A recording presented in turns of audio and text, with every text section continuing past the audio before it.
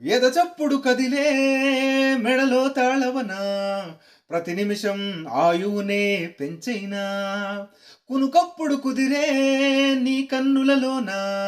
కలలన్నీ కాటుకనై చదివైనా చిన్ని నవ్వు చాలే నంగన చీకునా ముల్లో కాలు మింగే మూతి ముడుపుదానా ఇంద్రధనసు దాచి రెండు కళ్ళల్లోనా నిద్ర చెరిపేస్తావే అర్ధరాత్రిరైనా